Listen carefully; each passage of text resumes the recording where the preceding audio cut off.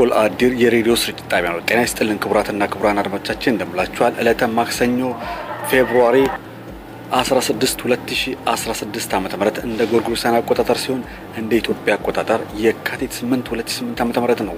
የዕለተ ማክሰኞ ከቀትር በኋላ ጠራጠር ያሉና ወቅታዊ ዜናዎችን ይዤላችሁ ቀርበው ከኮል አዲር ጣቢያ ዳዊት ጅግነኝ። በቅድሚያ ርዕሶችን ላሰማችሁ። ቤተ እስራኤላዊ ዮሴፍ ሳላምሳ በ2014 ዓ.ም እንደ ጎርጎሮሳውያን አቆጣጠር ቢንያሚና በመትባል ከተማ በሚኖርበት አካባቢ በፖሊሶች መገደሉ የሚታወስ ነው።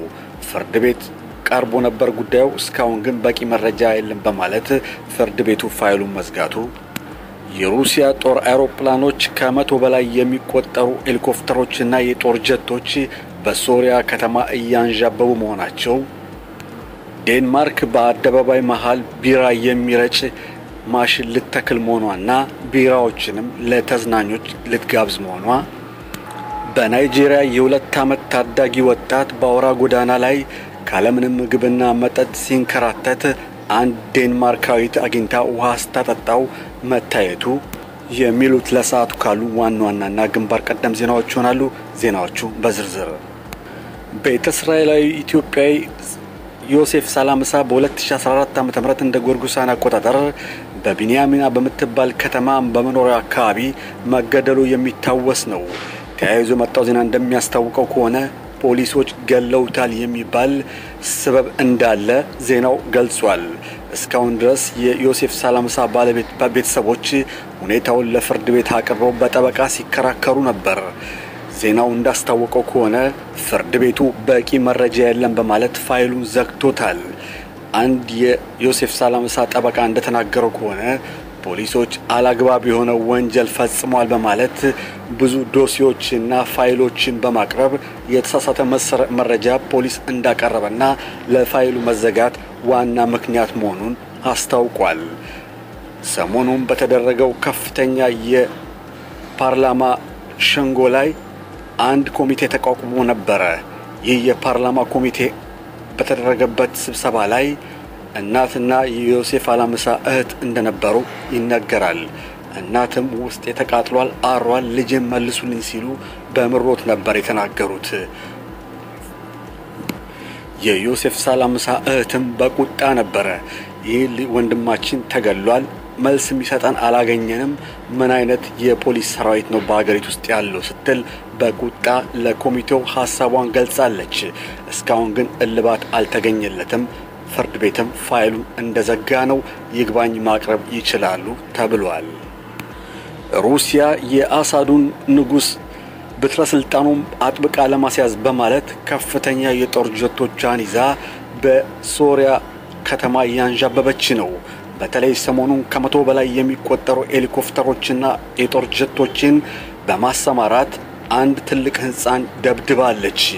በመደብደቧም ድምጥማጡን በማጥፋት አንድ ህፃንም ህይወቱ አልፏል። ተያይዞ መጣው ዜና እንደሚያስታውቀው ከሆነ ዩናይትድ ስቴትስ ፕሬዝዳንት የሆኑት ኦባማ ይህ ጦርነት እንዲቆምና ሩሲያ ይህንን የጦር ድብደባ እንድታቆም ሌላ መዘዝ ሳያመጣ በማለት መግለጫ ሰጥተዋል። ሩሲያ ግን ለአሳድ ከፍተኛ አስተዋጽኦ በማድረግ በትረ ስልጣኑን በእጁ እንዲመለስለት ከማድረግ የምትቆጠብ አትመስልም። ዴንማርክ አንድ እንደ ውሃ የሚረጭ የአደባባይ ማሽን ልትተክል ነው። ይህ ማሽን ቢራ በመርጨት አካባቢውን በሽታ ያውዳል። ከዚህም ቢራ ተዝናኞች እየቀዱ እንዲጠጡና $7 ብቻ የሚያስከፍል መሆኑን አስታውቃለች። $400,000 የሚያወጣው ይህ የቢራ የሚረጭ ማሽን በቅርቡ እንደሚያልቅ እየተነገረ ነው። ይህ ፕሮጀክት በ2013 ዓ.ም የተጀመረ እንደሆነ ተነግሯል። በዚህ አደባባይ የቢራ ሽታን በማወድ ተዝናኞቹ እንደሚዝናኑ በመጠጡ እየተነገረ ነው። ዋጋውም ተመጣጣኝ ነው ስትል ዴንማርክ አስታውቃለች። ይቅርታ ለማስተካከል ያህል ዴንማርክ ሳትሆን ስሎቬኒያ መሆኗን ዜናው ገልጿል። በናይጄሪያ አንድ የ2 ዓመት ታዳጊ ወጣት በአውራ ጎዳና ላይ ከምግብ እጦትና ከውሃ ጥም ሲንገላታ አንድ ዴንማርካዊት ሰራተኛ በናይጄሪያ ውስጥ የምትንቀሳቀስ ግለሰብ እንዳየችውና ያንን ልጅ ህፃኑን በመያዝ ውሃ ስታጠጣ ታይታለች።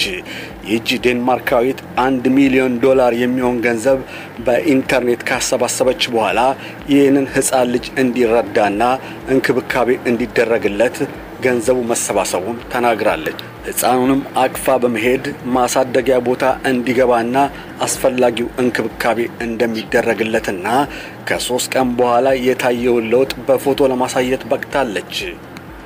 እናት ይህንን ህፃን ልጅ አውራ ጎዳና ላይ ጥላ የሄደችው ይህ ህፃን ልጅ እርኩስ መንፈስ አለበት በሚል አጉል እምነት መሆኑን ተያይዞ የመጣው ዜና ተናግሯል።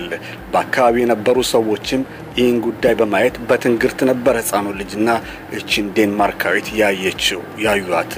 ይቺ ዴንማርካዊ ከአንድ ግለሰብ ጋር በመሆን የህፃናቶች ማሳደጊያ ክሊኒክና መደጎሚያ ቦታ እንደምትከፍት ተናግራለች። በናይጄሪያ ውስጥ ይህ ህፃን ልጅ ብቻ ሳይሆን ሌሎችም ሊኖሩ ይችላሉ የሚል መልእክት ሰጥታለች።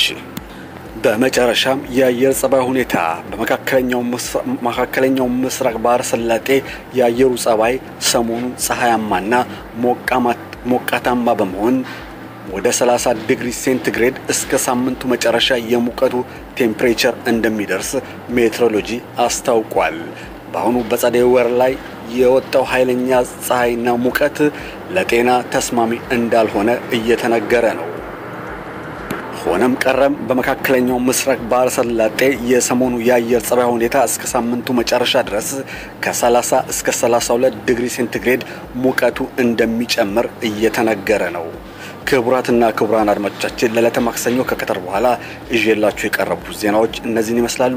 ሰሞኑን በሌላ ትኩስ ዜናዎች እስክንገናኝ ድረስ መልካም ቀን በያላችሁበት እያልኩ መሰናበታችሁ ከሬዲዮ ኮል አዲር ዳዊት ጀግኔ ነኝ። ጤና ይስጥልኝ።